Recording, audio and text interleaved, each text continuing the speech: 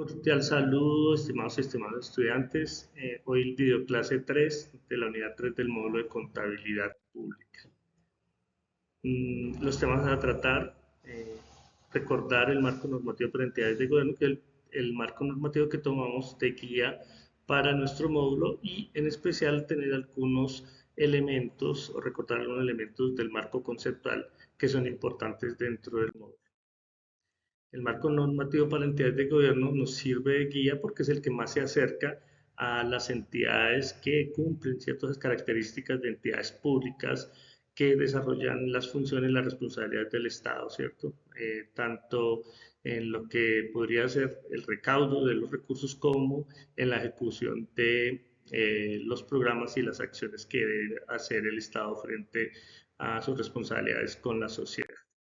Entonces, dentro del marco conceptual hay unos documentos, hay dos básicamente. Uno es el marco conceptual, porque el marco normativo para entidades de gobierno comprende inicialmente un marco conceptual que es un texto aparte que nos dan los lineamientos principales y básicos de lo que se quiere, o más bien debe reflejar la información y debe tener la aplicación de la entidad.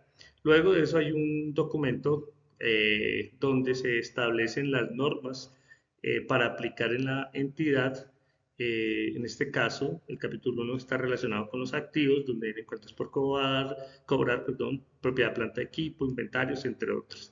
Capítulo 2 se encuentran los pasivos, ¿cierto? Entonces ahí se van a encontrar normas relacionadas con cuentas por pagar, préstamos por pagar, uno de los, digamos, hechos importantes, muy bien, de, por parte de la entidad, que son los beneficios empleados por el gran responsabilidad que se tiene frente a ese tema en el sector público.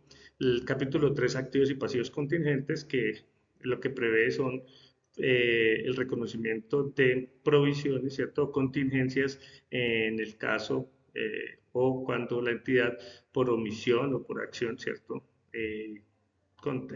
Puede tener algún tipo de multa, sanción o de pago frente a terceros. El otro capítulo es el capítulo 4, que está relacionado con los ingresos gastos, otras normas, ¿cierto?, que se desarrollan en relación a las acciones, al mismo, particularidades que tienen las entidades públicas. Y por último está el capítulo 6, que es las normas para la presentación de estados financieros y revelaciones, que tiene que ver mucho con el cumplimiento de ese marco conceptual y cómo se aplicó la norma, pero que, digamos, en resumen, ¿cierto?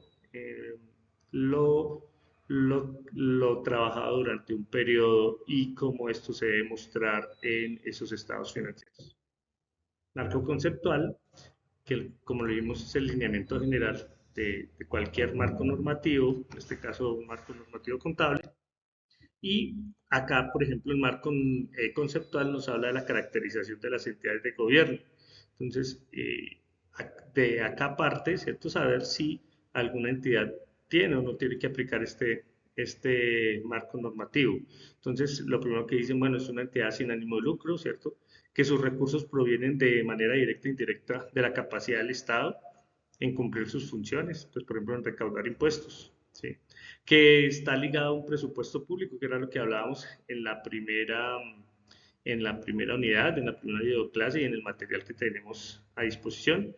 Y otro tema es que este presupuesto está vinculante, ¿cierto? Tanto en el uso de la destinación, en el límite de los gastos, pero también en el mismo recaudo de los ingresos. Entonces, eso hace que sean entidades que en su gran mayoría dependan de los recursos del Estado, de su, digamos, de su capacidad para poder eh, obtenerlos. Ahora, ¿cuáles son los usuarios de la información? Que es otro elemento importante que debemos tener en cuenta en cualquier marco normativo contable, en este caso, el de para entidades de gobierno. Entonces, los usuarios de la información acá, los principales son los ciudadanos. Esto es una norma para que haya también un elemento de transparencia frente al uso de los recursos, los organismos de planificación y desarrollo de política económica social. Entonces, ahí muy seguramente encontraremos organismos a nivel nacional como el Ministerio de Hacienda u otros que en función de de la contabilidad, pues también planifican o usan la información para poder transferir algún tipo de recurso. Los gestores, quienes requieren información financiera para hacer seguimiento y control, entonces aquí podemos estar hablando de una contraloría, las agencias que realizan transferencias de entidades de gobierno, que pueden ser o ya públicas o privadas, y digamos que hay una serie de usuarios que se van nutriendo de, o más bien necesitan esta información para poder aportar dentro de este sistema nacional, ¿cierto? Y de, dentro de ese cumplimiento y responsabilidades que tiene el Estado. Sin embargo, hay entidades a nivel internacional, ¿cierto? FAO, la ONU u otras entidades o otros gobiernos como los de Estados Unidos que utilizan esta información para guiarse o revisar o llevar un seguimiento de los recursos que aportan, ¿cierto? A programas o algún tipo de proyecto. Ahora, ¿cuáles son los objetivos de la información según el marco conceptual? Pues está el de rendición de cuentas, que es importante. Entonces, ¿a quién rinde cuentas? Para los ciudadanos, ¿a quién se rinde cuentas? A una contraloría, a una auditoría a nivel nacional. El de la toma de decisiones, pues obviamente los primeros que toman decisiones internas son su representante legal, secretarios o ministros, pero también obviamente la toma de decisiones de terceros frente a esa información, ¿cierto? Y el control que se hace, que ya lo manifestamos con entidades como es el caso de la Contraloría General de la Contraloría. Ahora, otro punto importante que tiene que ver, como ya les había mencionado, con la presentación de los estados financieros y las características de la información. Entonces, no es solamente en el hecho económico que se registra en el momento, ¿cierto?